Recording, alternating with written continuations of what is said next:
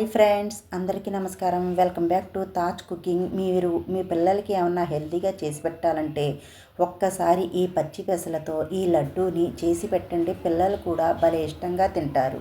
ముందుగా stove on చేసుకుని stove మీద ఒక కడాయిని పెట్టుకొని 1 కప్పు దాకా ఈ పచ్చి పెసలని తీసుకొని కాస్త లో టు మీడియం మంట మీద మంటను అడ్జస్ట్ చేసుకుంటా ఈ పెసలని కాస్త వేగనివ్వండి. కాస్త వేగిన తర్వాత 1 టేబుల్ స్పూన్ దాకా బియ్యం వేసుకోండి.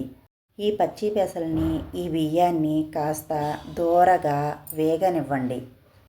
ఈ పెసలు కాస్త దోరగా వేగేంత వరకు వేయించుకోవాలి. ఈ పెసలు వేగేటప్పుడు మన ఇల్లంతా ఒక మంచి సువాసనతో గుమాయించేస్తుంది ఫ్రెండ్స్. ఈ పెసలు అనేవి కాస్త కలర్ కూడా చేంజ్ అయిపోయాయి కదా. ఒక పెసర గింజను తీసుకొని నోట్లో వేసుకొని చూసుకోండి. కాస్త క్రిస్పీగా వేగినట్టయితే ఇలా ఎర్రగా వేయించుకోండి. మన పెసలు అనేవి మంచి ఎర్రగా క్రిస్పీగా వేగిపోయాయండి. ఇప్పుడు మనం స్టాప్ చేసేసుకొని పూర్తిగా చల్లారనిద్దాం. ఇటు సైడు ఒక గిన్నెను తీసుకొని మనం 1 కప్పు పెసల్ని తీసుకున్నాం కదండి, అదే కప్పుతో 1 కప్పు దాకా బెల్లం తురుమును వేసుకొని 2 టేబుల్ స్పూన్ దాకా నీళ్ళని వేసుకొని స్టవ్ మీద పెట్టి ఈ బెల్లం అంతా కరిగేంత వరకు లో ఫ్లేమ్లో పెట్టుకొని కరిగించుకోండి.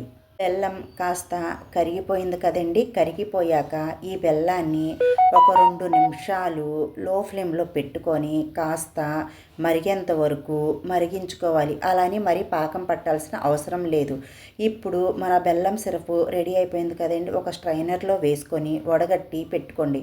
ఇప్పుడు ఈ మిక్సీ జార్లో మనం ఫ్రై చేసుకున్న ఈ పెసలు ఒక 3 యాలక్కాయలను వేసి ఇలా పౌడర్ చేసుకోండి.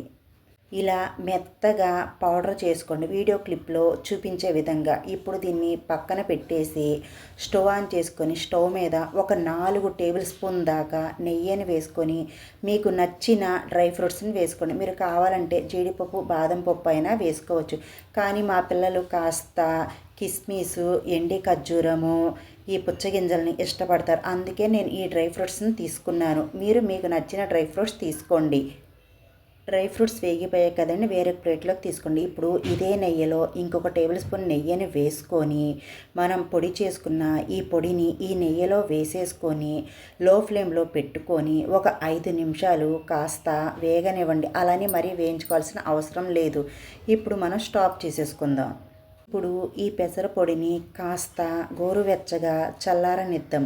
కాస్త గోరువెచ్చగా చల్లారిపోయాక మనం ఫ్రై చేసి పెట్టుకున్న ఈ డ్రై ఫ్రూట్స్ని వేసేసుకొని ఒక్కసారి కలిపేసుకోండి. ఇప్పుడు ఇంకొక టేబుల్ స్పూన్ నెయ్యిని వేసుకోండి అండి. నెయ్యి వేసిన వీడియో క్లిప్ మిస్ అయ్యింది. ఆ నెయ్యి వేసాక ఈ బెల్లం సిరపుని ఒకేసారి వేయకుండా కొద్ది కొద్దిగా వేసుకుంటా లుండను వీడియో క్లిప్లో చూపించే విధంగా ఇలా రెడీ చేసుకోండి. చేతికి కొద్దిగా నెయ్యి అప్లై చేసుకొని ఈ లుండలని చుట్టుకోండి. ఇంతేనండి, చాలా హెల్తీగా ప్రోటీన్లో ఉండే ఈ లడ్డు అనేది రెడీ అయిపోయింది. మీకు కనుక రెసిపీ వీడియో నచ్చినట్టయితే మా వీడియోకి లైక్ చేసి సబ్స్క్రైబ్ చేసి పక్కనున్న గంట సింబల్ని యాక్టివేట్ చేసుకోండి. Bye friends.